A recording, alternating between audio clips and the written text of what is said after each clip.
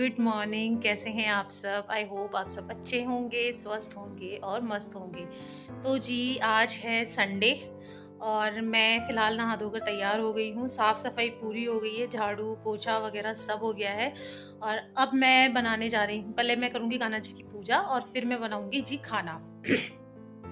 आज के Sunday vlog में स्पेशल क्या है? वो स्पेशल ये है कि जो हमने गणेश स्थापना करवाई थी, अगर आप लोगों ने वो व्लॉग देखा हो, सुंदरकांड करवाया था और गणेश स्थापना कराई थी। तो उस टाइम पे क्या होता है कि ना कन्याओं को जिमाने का संकल्प करवाया जाता है, क्योंकि कन्याओं को खाना खिलाना होता है। तो वो हमारा चल रहा था अभी और ड्यू चल रहा था। और अभी क्या है कि गुप्त नवरात्रे चल रहे हैं, तो पंडित जी ने कहा था कि भाई इन नवरात्रों में ना आप कन्या जिमा देना। आज नवमी है तो मैंने कहा चलो भैया कन्या वगैरह जिमा लेते हैं। तो बस अब मुझे उसी की तैयारी करनी है जल्दी से।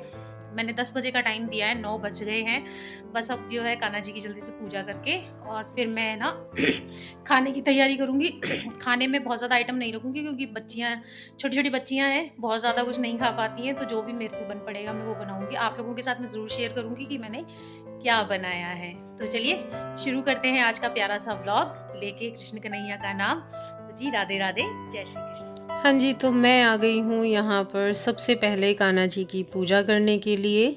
मेरे पूरे दिन में सबसे सुकून भरे पल होते हैं जब मैं नहा धोकर सुबह के काम से फ्री होकर अपने कृष्ण कन्हैया से मिलती हूँ।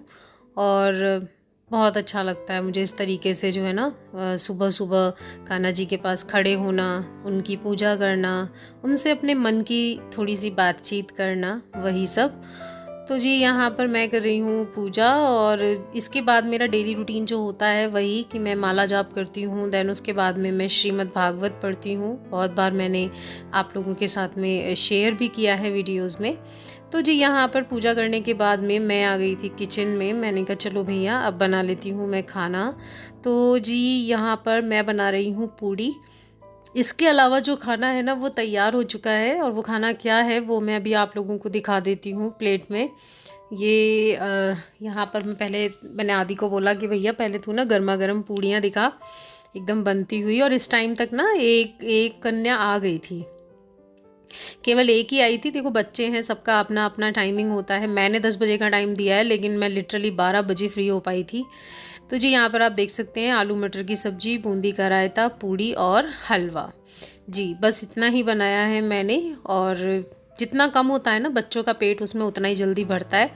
तो यहाँ पर जी लगभग 10:30 बजे का टाइम हो गया था। आदि को भी भूख लग रही थी, तो मैंने ना आदि के साथ में इसको बिठा दिया था कि भाई है ना, ये पीकू है ना, पीकू के साथ में, हाँ इसके साथ में आदि को बिठा दिया था। ये हमारे सामने वाले जो है ना उनकी बिटिया रानी है। और यहाँ पर आप देख सकते हैं कि बाकी कन्याएं भी बैठी हुई हैं।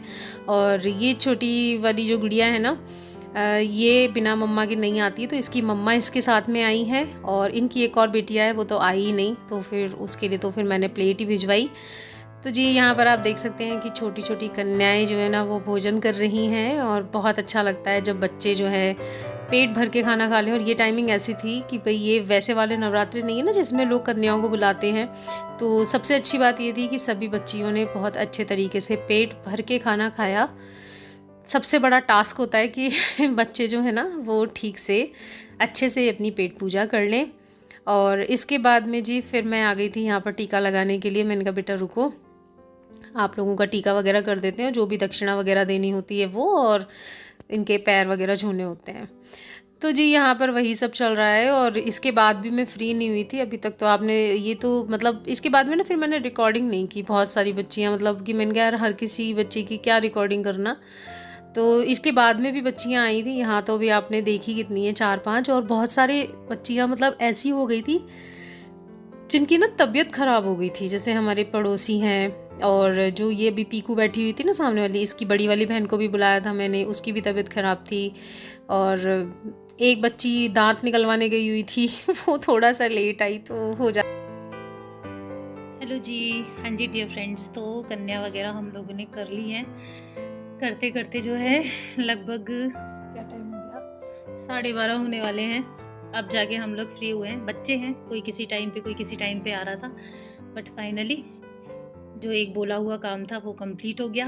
और बस मम्मी भी खाना, मतलब जो भी उनको खाना था थोड़ा बहुत वो खा चुकी हैं अपना। आदि भी अपना खाना खा चुका है। बस अब मैं और मेरे पति देव हम दोनों यहाँ पे बैठ के खाना खाएंगे। तो मैंने कहा चलो भैया आप लोगों को अपडेट दे देते हैं कि फाइनली ये काम पूरा हो गया। देखो ये बैठे हमारे साहब। तो जी चलिए खा लेते हैं खाना। तो अभी हो चुकी है शाम।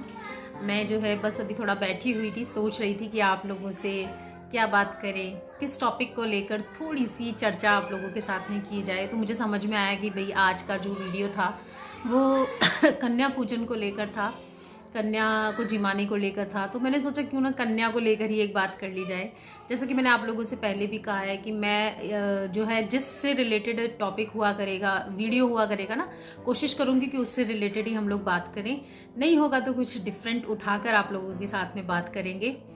तो जी कन्या पूजन वैसे तो पूरे वर्ल्ड का तो मुझे नहीं पता, हाँ पर पूरे इंडिया में तो मनाया ही जाता है कि नवरात्रों में जो है पूजा की जाती है और फिर जो है हम 9 देवियों का, 9 कन्याओं का जो है पूजन करते हैं। मेरी तो हालांकि 11 हो गई थी और एक जो है मैंने बोलते हैं ना कि एक कन्या के साथ में भैरू बाबा को भी जिमाना होता है, तो एक मेरे वो भी अरेंज हो गया था। तो बस वही सब कुछ किया, वो सब आपने वीडियो में देख ही लिया। और जी वैसे तो हम लोग कन्या पूजन करते हैं, लेकिन बात की जाए हमारे समाज की तो हमारे भारत में अभी भी बहुत सारी जगह ऐसी हैं जहाँ पर क्या होता है कि कन्याओं को बोझ समझा जाता है, पैदा ही नहीं होने दिया जाता। और अगर गलती से पैदा हो गई हैं तो उन्हें इस तरीके से ट्रीट किया जाता है कि पता नहीं कितना बड़ा भार, बोझ जो है ना उनके सर पे डाल दिया गया हो।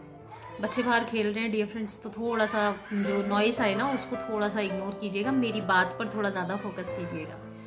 तो जी बहुत सारी जगह ऐसी है। वैसे तो हम देवी को 9 रूपों में पूजते हैं, लेकिन हम कन्याओं को जो है या तो हम पैदा ही नहीं होने देते, पैदा हो जाती हैं तो बड़ी मुश्किलों से वो बड़ी हो पाती हैं बेचारी, और फिर अगर वो बड़ी हो जाए तो समाज की नज़रें, समाज के ताने, ये सब चीज़ें झेल कर जो है ना एक लड़की बहुत मुश्किल से बड़ी होती है। दुनिया में ऐसी बहुत सी नज़रें हो जाती है जो लड़की के थोड़ा सा, अब तो पता है लोग लड़कियों के बड़े होने का भी इंतज़ार नहीं करते, छोटी छोटी लड़कियों के साथ में ऐसे ऐसे केसेस हो जाते हैं कि जो बच्ची है जिसे पता ही नहीं है, समझ ही नहीं है कि उसके साथ में क्या हो रहा है। और जब लड़कियां बड़ी हो जाती हैं, थोड़ा सा दुनिया में निकलती है, थोड़ा शारीरिक परिवर्तन जब उनके अंदर आते हैं, तब उनके साथ में जो छेड़छाड़ होती है ना वो बहुत ही बुरी, बहुत ही घटिया छेड़छाड़ होती है। देखो मैं खुद एक लड़की हूँ, मैंने भी शादी से पहले बसों में ट्रैवल किया है, और सिर्फ बसों में ही नहीं, सड़क पे भी कहीं आना जाना होता था तो भैया पैदल जाया करते थे, अपने जो भी छोटे मोटे काम करने होते थे आसपास के मार्केट में। तो बहुत कुछ देखो हमने भी सहा है, एज ए गर्ल हम लोगों ने भी बहुत कुछ सहा है। मैं याद भी नहीं करना चाहती उन पलों को, और प्रार्थना करती हूँ भगवान से कि ऐसी जो चीज़ें होती है ना वो किसी लड़की के साथ में नहीं होनी चाहिए।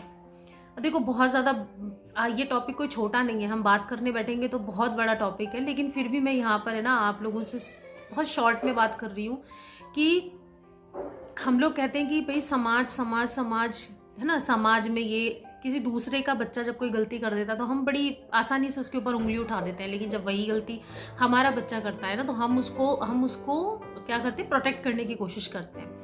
इस तरीके की चीज़ें हम हमारी लड़कियों को तो सिखाते हैं कि ऐसे नहीं बैठना, ऐसे नहीं चलना, ये कपड़े नहीं पहनने, वो नहीं करना, है ना, वो सारी चीज़ें हम अपनी लड़कियों पे रिस्ट्रिक्शंस लगाते हैं। क्योंकि मैंने बहुत सारे लोगों के मुंह से सुना है कि लड़कियां खुद इनवाइट करती हैं। अरे भाई लड़कियां क्या आपको बोल रही हैं कि आप आओ?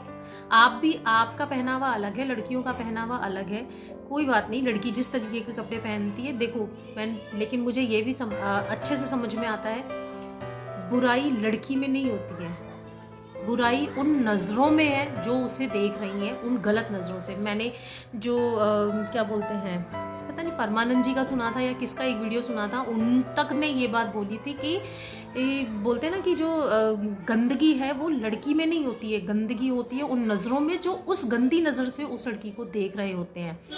तो भाई आपको समझना पड़ेगा कि आप क्या करें, अपने जो भी बच्चे हैं, आपके जो भी आपके छोटे बॉयज़ वगैरह है ना, आप उनको थोड़ा सा ये समझाएं, उनको सिखाएं कि भैया लड़कियों का रेस्पेक्ट कैसे करना चाहिए। हम लड़कियों को भी सिखाते हैं, लड़कियों को भी डिसिप्लिन में रहना आना चाहिए, और हम उनको अपने तरीके से तैयार करते हैं, अपने तरीके से उन्हें समझाते हैं कि दुनिया में कैसे रहना है ना। थोड़ी सी संस्कारों की समझ हम लड़कियों को देते हैं, लेकिन उससे भी कहीं ज़्यादा समझ हमें लड़कों को देने की ज़रूरत है कि लड़कियों का रेस्पेक्ट कैसे करना है, लड़कियों की प्रोटेक्शन बननी है, ना कि उनका फ़ायदा उठाने वाला बनना है।